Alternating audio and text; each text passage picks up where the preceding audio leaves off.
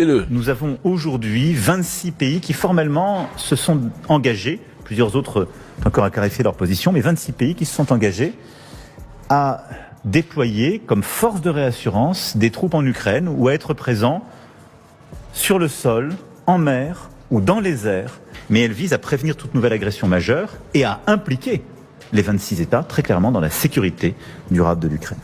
On ne connaît pas le bilan précis de cette guerre, mais on sait que la Russie a perdu dans son dessein plus d'1 million de soldats tués ou blessés pour conquérir moins d'1% du territoire ukrainien depuis novembre 2022.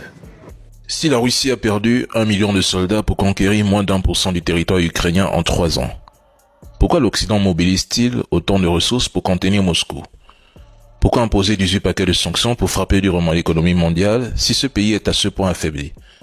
Pourquoi supplier la Chine de cesser ses achats de pétrole russe comme si la seule peur d'un rapprochement sino-russe pouvait changer le cours de la guerre? Pourquoi réclamer sans cesse des garanties de sécurité pour l'Ukraine pour dissuader un pays qui a conquis 1% du territoire? Pourquoi supplier les États-Unis d'intervenir en soutenant l'Ukraine?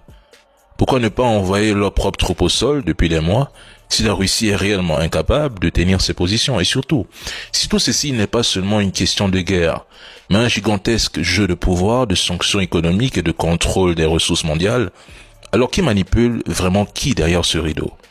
26 pays dont plusieurs membres de l'OTAN sont engagés à déployer comme force de réassurance des troupes en Ukraine sur le sol, en air et en mer. En gros, dans leur imagination, si la Russie attaque, c'est la guerre totale.